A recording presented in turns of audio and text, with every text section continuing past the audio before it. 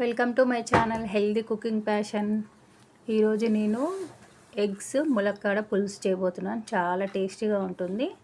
First ఒక కడాయిలో కొంచెం కొబ్బరి ముక్క, నువ్వులు వేసాను. ఇవి నల్ల నువ్వులు. మనం ఇట్లా నువ్వులు పొట్టు ఇలా వాడితే మంచిది.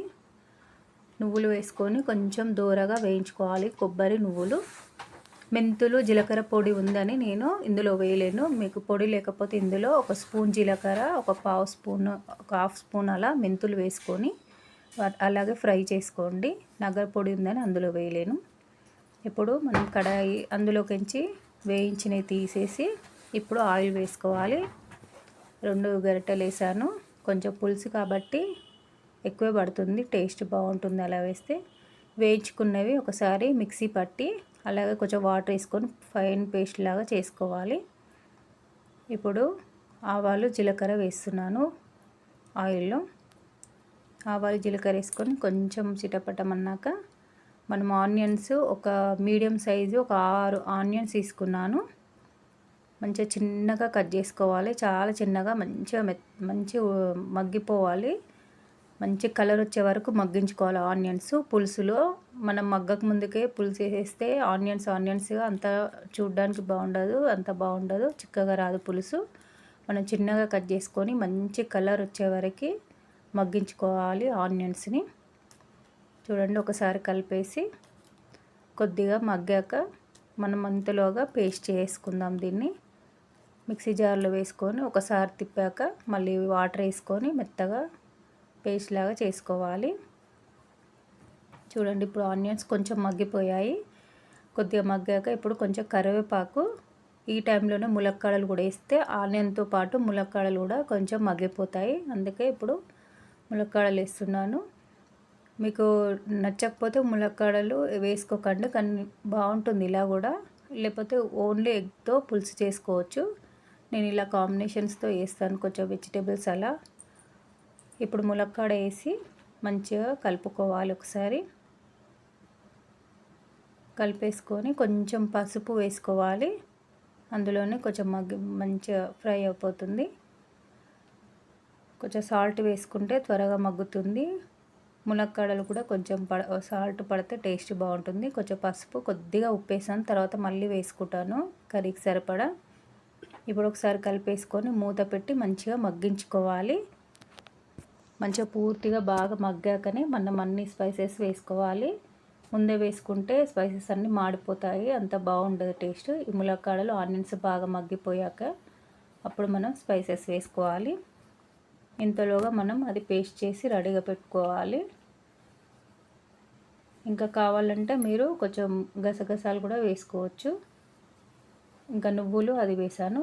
ఆ పేస్ట్ అయ్యాక తీసి ఒక అల్లం ముక్క, అలాగే ఒక 5-6 వెల్లుల్లి రెబ్బలు, ఒక 5-6 పచ్చిమిర్చి వేసాను. పచ్చిమిర్చి అలా పేస్ట్ చేసేస్తే కూడా బాగుంటుంది. ఎలాగో అల్లం వెల్లుల్లి ఫ్రెష్గా పేస్ట్ చేస్తున్నా కాబట్టి పచ్చిమిర్చి పేస్ట్ లాగా వేసాను. మీకు అల్లం వెల్లుల్లి పేస్ట్ ఉంటే పచ్చిమిర్చి ఒక 4-5 కట్ చేసి పులుసులో వేసుకోండి. ఇలా దీనివల్ల గ్రేవీ బాగుంటుంది. ఫ్రెష్గా అల్లం వెల్లుల్లి పేస్ట్ వల్ల ఫ్లేవర్ కూడా బాగుంటుంది. అలాగే 2 మీడియం సైజు టమాటో వేసి కొంచెం మగ్గాక ఇప్పుడు స్పైసెస్ వేస్తున్నాను. ఇది ధనియా పొడి వేసాను. ధనియాలు ఒక స్పూన్నర ధనియాల పొడి వేసాను, వేయించింది. అలాగే రాళ్ళుప్పు వేస్తున్నాను. పులుసులలో రాళ్ళుప్పు చాలా టేస్టీగా ఉంటుంది, ఒకసారి ట్రై చేయండి. రాళ్ళుప్పు వేసాను. వేసి కారం వేస్తున్నాను. పచ్చిమిర్చి వేసాను కదా ఆల్రెడీ, చూసి వేసుకోండి కారం. మీకు స్పైసీని బట్టి, మీ కారం ఎంత స్పైసీ ఉంటుందో దాన్ని బట్టి కారం వేసేసాను.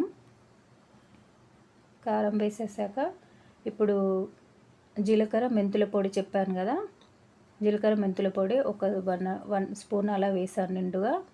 ఇప్పుడు మనం పట్టుకున్న నువ్వులు, కొబ్బరి పేస్ట్ వేస్తున్నాను. వేసి అంతా ఒకసారి మంచిగా కలిసేలాగా అన్నీ వేసాం కదా, మంచిగా కలిపేసుకోండి. మంచిగా కలిపి కొంచెం ఆయిల్ సపరేట్ అయ్యే వరకు కొంచెం మగ్గించుకోండి. పొయ్యి మాత్రం సిమ్లో పెట్టుకోవాలి. ఇప్పుడు అన్నీ వేసాం కదా, అంత మాడిపోకుండా మంచిగా మగ్గించుకోండి ఆయిల్ సపరేట్ అయ్యే వరకు. ఇప్పుడు ఇందులో మనం ఒక నిమ్మకాయ సైజ్ అంతా చింతపండు నానబెట్టుకొని మంచిగా పులుసు తీసుకోవాలి. దాంట్లో నుంచి మీరు పులుపుని బట్టి, మీరు ఇప్పుడు టమాటో వేసాను కదా, నేను చింతపండు ఎక్కువ వాడొద్దని టమాటో వేసాను. పులుపు ఎక్కువ తినొద్దు అనుకున్న వాళ్ళు టమాటో వేసుకుంటే కొంచెం చింతపండు తక్కువ వేసుకోవచ్చు.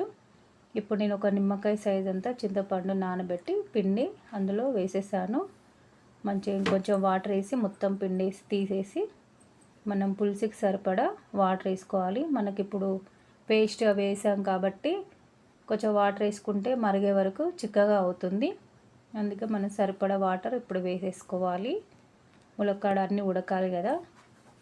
ఇప్పుడు సరిపడా వాటర్ వేసేసుకొని కొంచెం బెల్లం కూడా వేసుకోవాలి. పులుపు వేసిన దగ్గర జీలకర్ర మెంతుల పొడి అలాగే బెల్లం వేస్తే అది చాలా టేస్టీగా వస్తుంది. మీరు ఎప్పుడు చేసినా అలా వేయండి. ఇప్పుడు సరిపడా వాటర్ వేసాను, కొంచెం బెల్లం వేసాను, ఒక 2 స్పూన్లు ఉంటుంది బెల్లం. మీరు అంటే స్వీట్ ఎక్కువ ఇష్టపడని వాళ్ళు తక్కువ వేసుకోవాలి. ఇప్పుడు నేను వేసింది సరిగ్గా సరిపోతుంది. ఈ పులుసులోకి నేను ఒక 9 ఎగ్స్ అలా ఉడకబెట్టాను. ఇది బాగా మరిగించుకోవాలి ఒకసారి. మంచి ములక్కాడలు ఆల్రెడీ ఎగ్స్ బాయిల్డ్ కాబట్టి ఇవి ఫస్ట్ బాగా ఉడికిపోవాలి. ములక్కాడలు పులుసు అంతా మరిగి కొంచెం చిక్కబడ్డాక ఇప్పుడు మనం ఉడకబెట్టుకున్న ఎగ్స్ వేసేస్తున్నాను. ఎగ్స్ ఉడకబెట్టుకోవడం తెలుసా, అది చూపించలేదు. ఎగ్స్ ఒక 9 మినిట్స్ అలా ఉడకబెట్టేసుకొని మంచిగా పొట్టు తీసేసుకొని ఘాట్లు పెట్టుకున్నాను. పులుసు లోపలికి వెళ్ళి టేస్ట్ బాగుంటుంది. మంచిగా ఘాట్లు పెట్టేసుకొని అందులో వేసేసుకొని మంచిగా కొత్తిమీర వేసేసుకొని ఒకసారి మొత్తం కలిపేసి మూత పెట్టి ఒక 10 మినిట్స్ పొయ్యి చిన్నగా పెట్టుకొని మంచిగా మరిగించుకోవాలి. పులుసు బాగా మరిగితే టేస్ట్ బాగుంటుంది. 10 మినిట్స్ మరిగాక పులుసు రెడీ అవుతుంది. చూడండి మంచిగా చిక్కగా అయింది. మంచి ఎగ్స్ కూడా పులుసు అన్నీ పట్టి ములక్కాడలు కూడా మంచిగా ఉడికిపోయాయి. ఈ వీడియో నచ్చినట్టయితే లైక్ చేయండి, షేర్ చేయండి, సబ్స్క్రైబ్ చేసుకోండి.